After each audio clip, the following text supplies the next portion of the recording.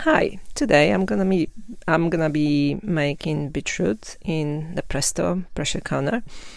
You have one video with a pressure canner on my channel. It's about canning meat. That pressure canner has a gauge, and I know I need 10 psi of pressure to pressure can my beets. So I have my own beetroots, about 20 kilograms of them, and I don't have any space to store them, so I don't want them to dry out. So I have made this beetroot salad with vinegar, onion. It's ready to use for dinner, but my husband can't have vinegar in his food, so I was looking for ways to preserve beetroots without vinegar, just boiled beetroot, cooked beetroot, so then I can open a jar and I can grate it for a salad. So my first attempt looked like this. I added water to raw beetroot and pressure canned it, and the result was that it lost the color. It's just basically white and the water turned red.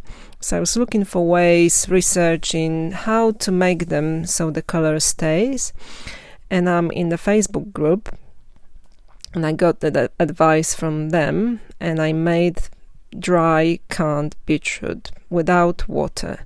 It's pressure canned for 30 minutes, just raw beetroot, chopped or quartered, put in a jar and pressure canned. So it maintained all the color, it's cooked, and then I can open it and grate it for dinner.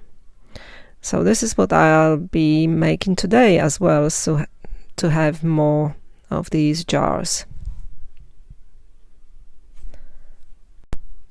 This method saves time. I don't have to, cook beetroot for an hour to make a salad for dinner. I can simply just open a jar and have a fast food from a jar. In Europe, we have water bath method and tyndalization, and we can make them even without pressure cooker. Basically, pressure cookers are not known in Europe, and for example, France, Poland, they all make these preserves using water bath method or tyndalization, which basically means you pasteurize your jars for a long time. For example, in the case of meat, you do it for 2 hours the first day, 1 hour the next day, and then 45 minutes the third day. Some people say you do it for 2 days, but basically tyndalization means pasteurizing for hours, for several days, to make them safe to eat without the pressure canner. It's only USDA in the States that uses pressure canners, and they have all the rules that people follow. But in Europe, we don't have pressure canners, and we don't follow USDA rules, and all the recipes are passed on for the generations from your grandma. I got this pressure canner from the States because it saves me time, and I wanted to can low acid foods like meat and beans and things, and don't spend 3 days to make them. And I am very happy, but I don't think water bathing is wrong, and I still use it. I still don't add lemon juice to my tomatoes, which we don't do in Poland. And yeah, for me, pressure canner saves time.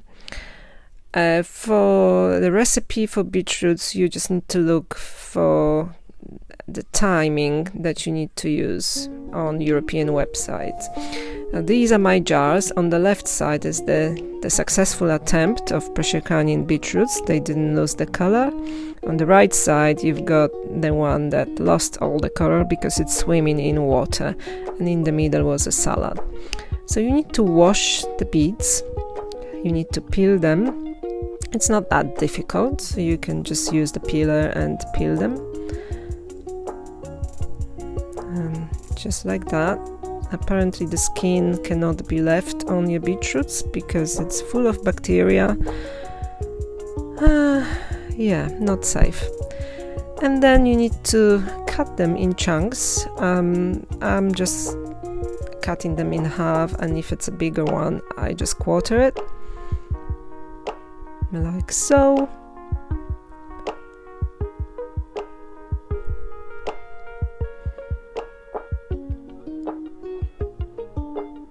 And when you do that, you just need to prepare your jars. Jars don't need to be sterilized, need to be just washed.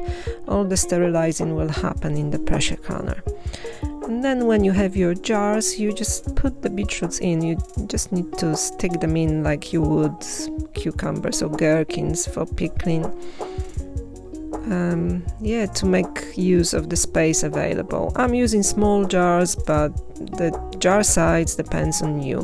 Whatever you use for your dinner, whatever amount is suitable for your family.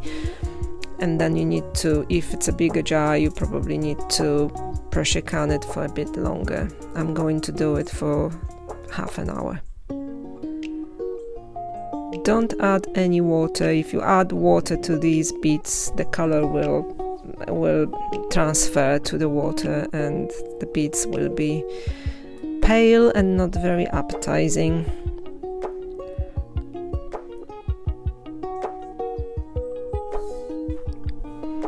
And then you just simply close the jars without adding water.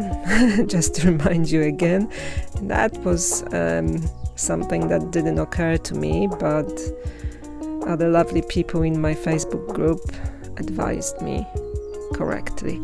And now you just put them in your pressure canner and just spacing them out evenly so they're not touching each other. And then you add 3 liters of water. There is a mark on the side of the canner, like a line, but basically it takes 3 liters of water. And then I'm just showing you the arrow that you need to align with the arrow on the handle to lock the pressure canner.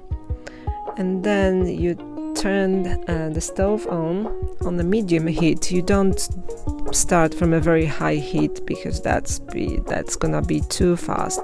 There is the vent. You need to vent the canner for 10 minutes and then put this jiggler on. The jiggler will keep your pressure at 10 or 15. The jiggler has a special ring for different pressures. So it's venting now, and I'm putting the jiggler on, and then this little button popped, closing, sealing basically the canner.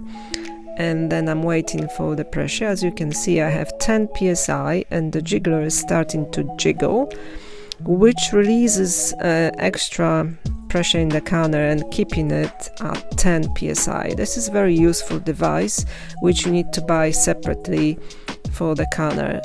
It's you don't have to babysit the canner. It keeps the pressure at 10.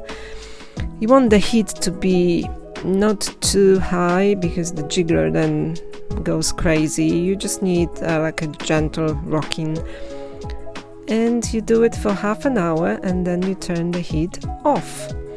And I normally leave it for a minute and then I move it from the hot ring to a cold ring and wait for it to cool down and for the pressure to come down to 0.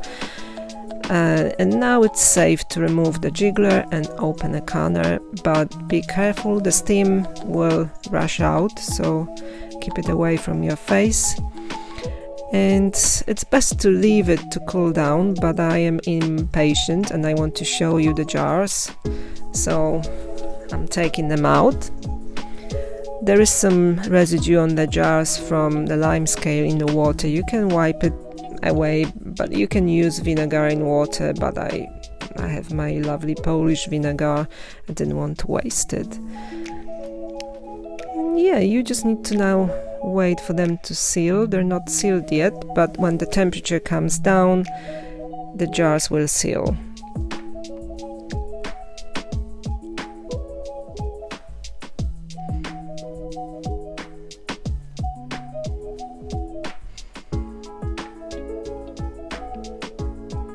This method works for me and saves me time, and you might want to try it.